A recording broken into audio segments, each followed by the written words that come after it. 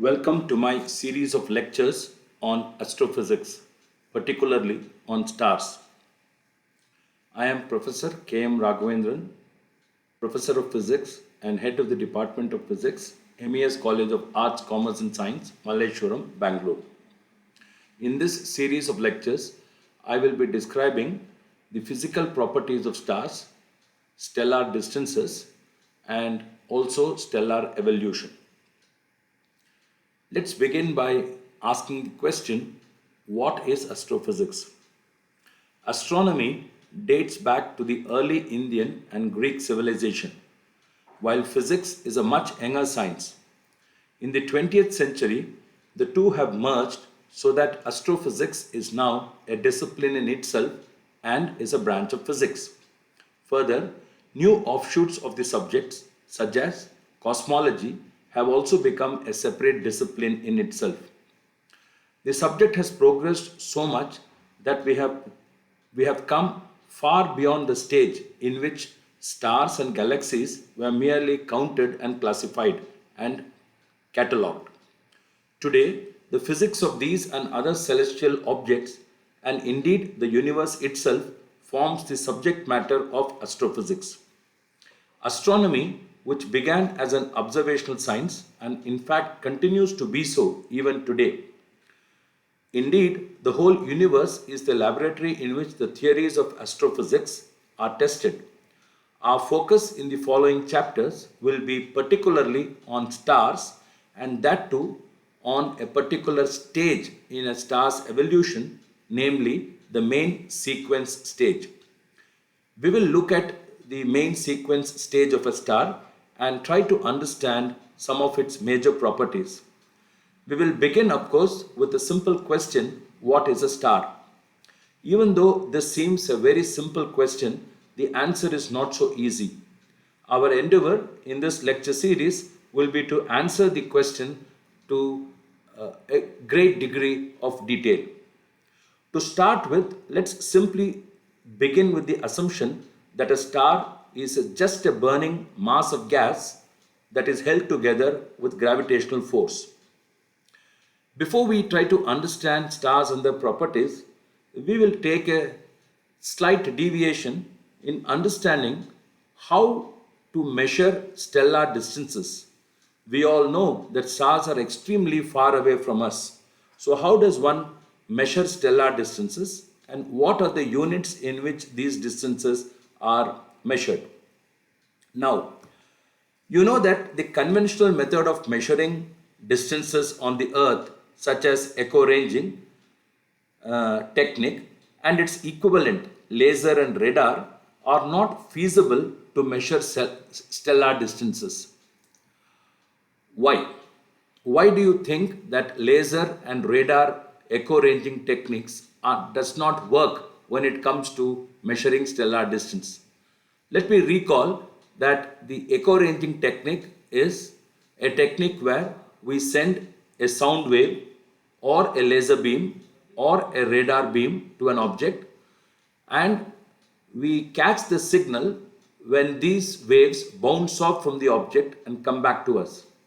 Knowing the speed at which sound wave or laser beam or a radar, that is radio wave, travels, one can estimate the distance of the object if we know the time interval between sending the signal and receiving it back.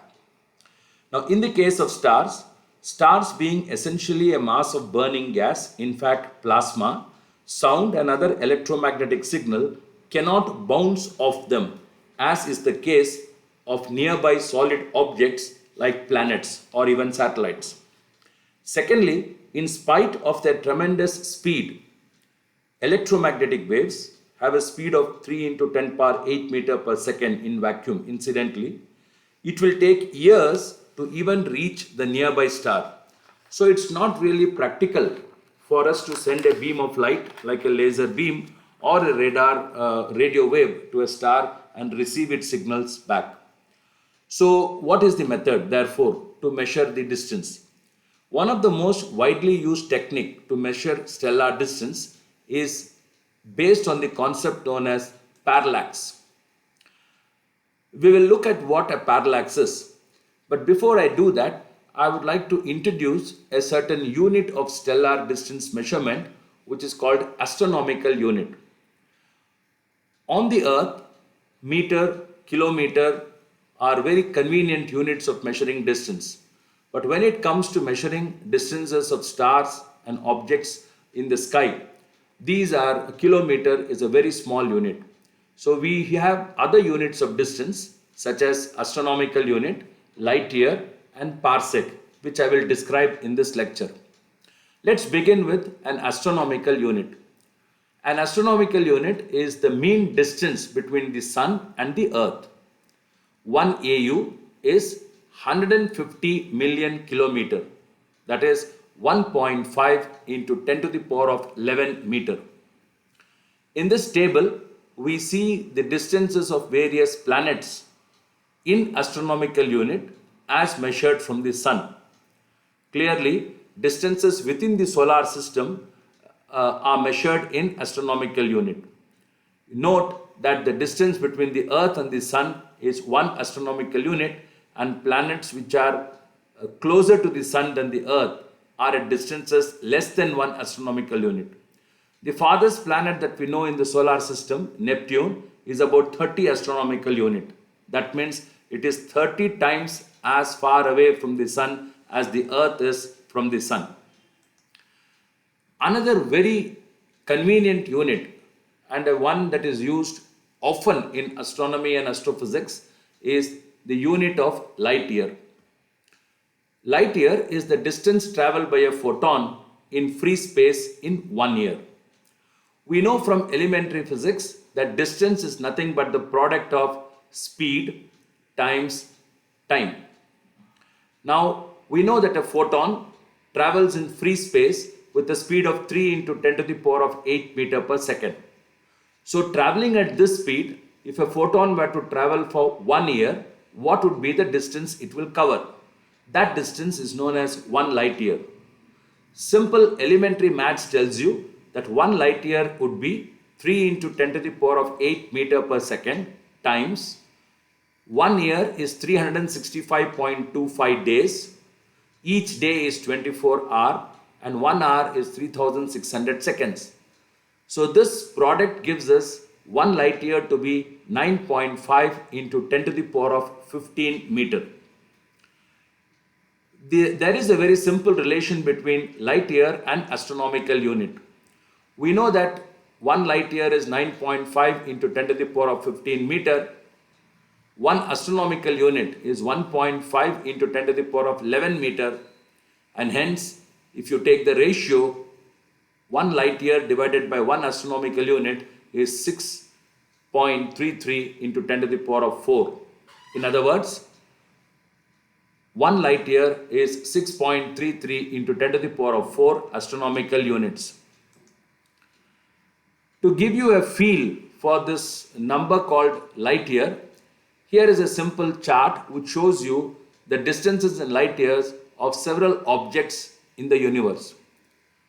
In terms of light year, the sun is at a distance of actually 8.3 light minutes. Now what does that mean? It means that a photon leaving the surface of the sun traveling at a speed of 3 into 10 to the power of 8 meter per second would take about 8.3 minutes to reach us. The nearest star other than the sun to the earth is called Proxima Centauri, and the distance of this star from the earth is about 4.3 light year. That means if I send a beam of light or a photon from the earth, that beam of light or photon traveling at a speed of 3 into 10 to the power of 8 meter per second would take 4.3 years to reach Proxima Centauri. The North Star or the Polaris is about 320 light years from us, while the center of our galaxy, the Milky Way, is about 26,000 light years from us or from the solar system.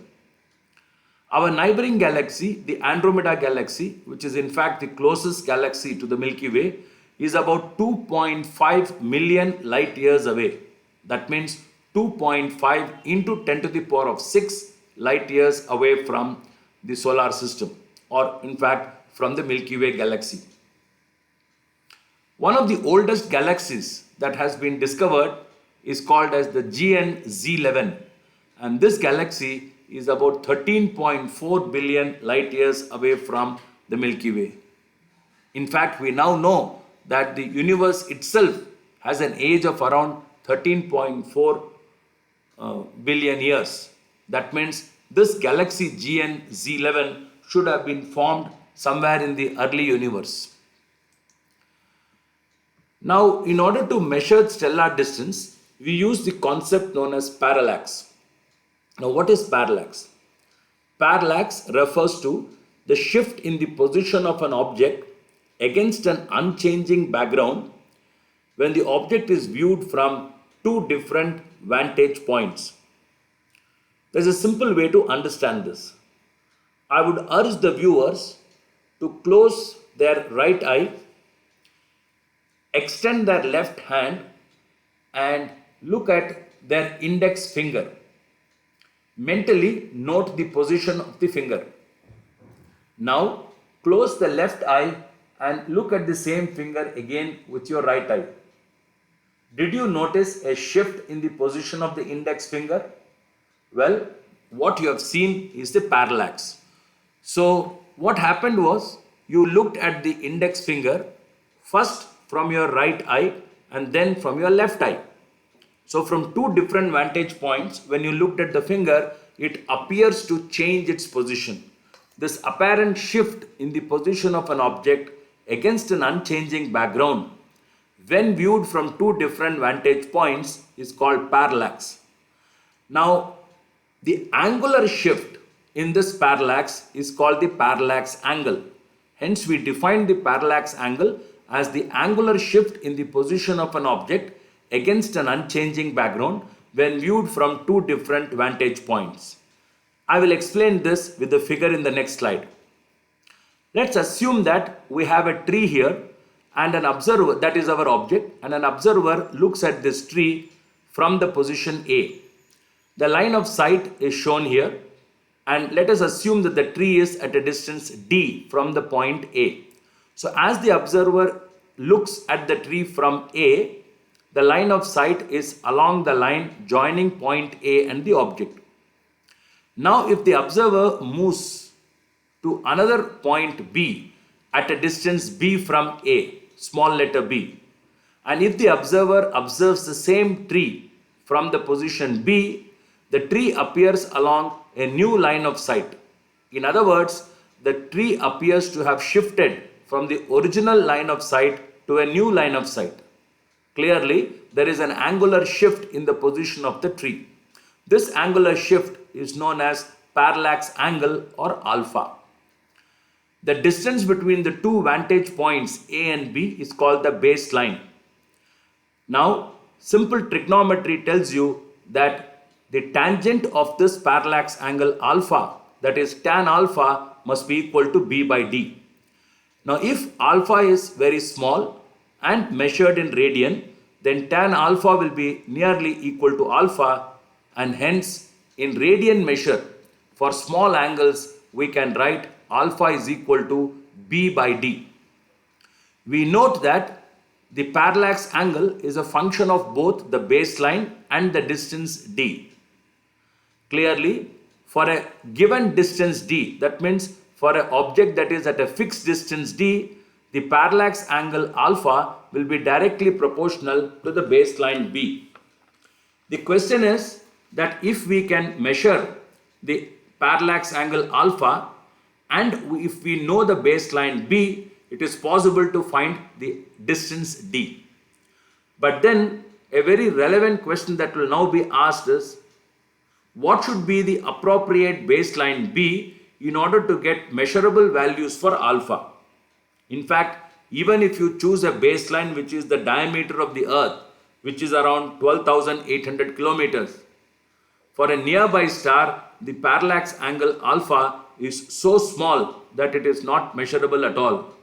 So, one needs a much larger baseline in order to measure the alpha or parallax angle for celestial objects. And this is obtained by the concept of heliocentric parallax. Now, what is heliocentric parallax? Helio means sun. Now, if you assume that the earth is revolving around the sun in a circular orbit, we know that the mean distance between the sun and the earth is 1 astronomical unit.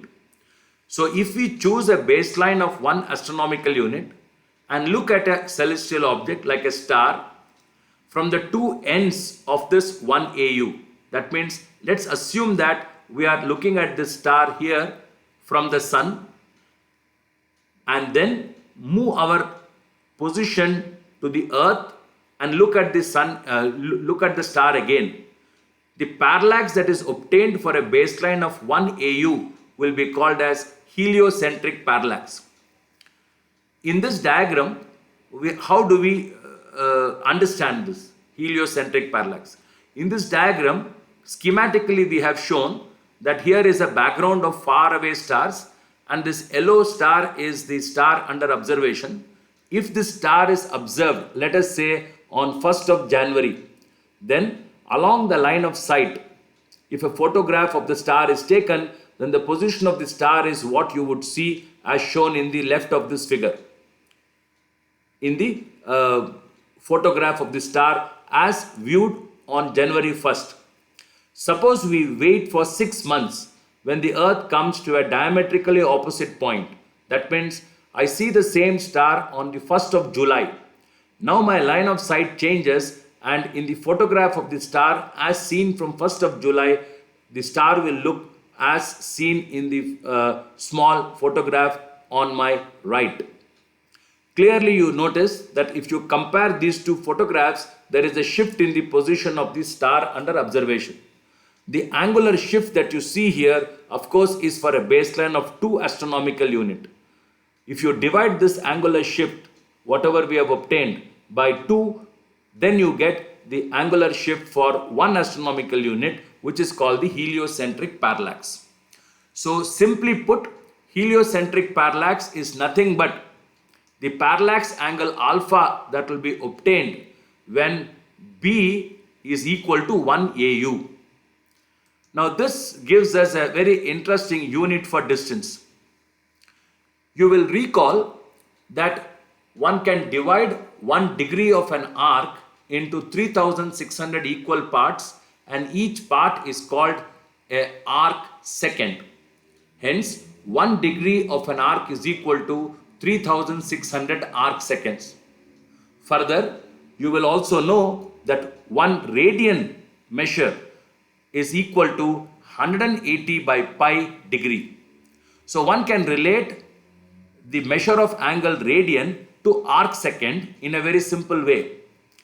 If 1 radian is equal to 180 by pi degree and if each degree is equal to 3600 arc seconds, then 1 radian would be equal to 180 by pi into 3600, which is 2,06,265 arc second.